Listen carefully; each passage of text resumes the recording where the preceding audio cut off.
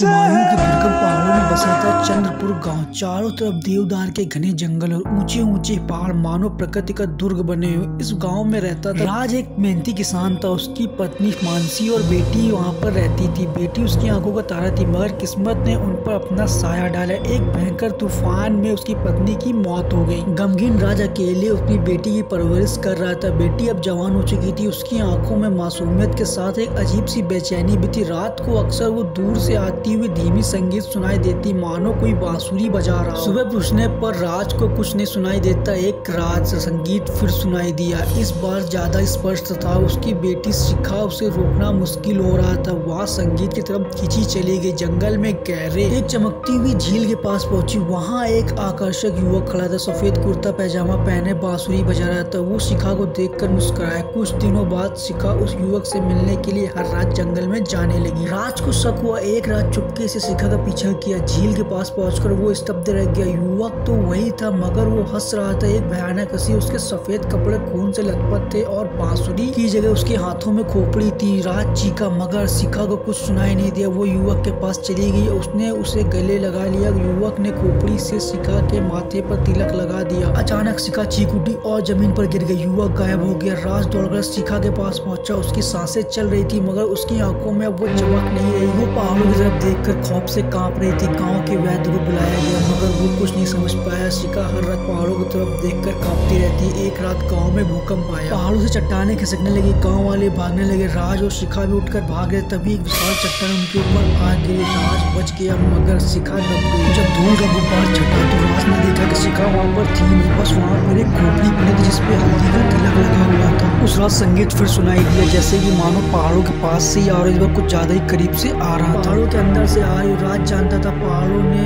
उस युवक को वापस ले लिया है। अब शिखा वहाँ उसका पहाड़ों का हिस्सा बन चुकी है। अब भी चंद्रपुर के खंडरों में कभी कभी रात में बांसुरी की धीमी धूप सुनाई देती, मानो पहाड़ों को श्राप को याद दिला। ये भी एक शॉर्ट हॉरर स्टोरी। ऐसी और वीडियोस के लिए चैनल सब्सक्राइब कर, लाइक कर। स्टूडियो को thanks for watching this video and like.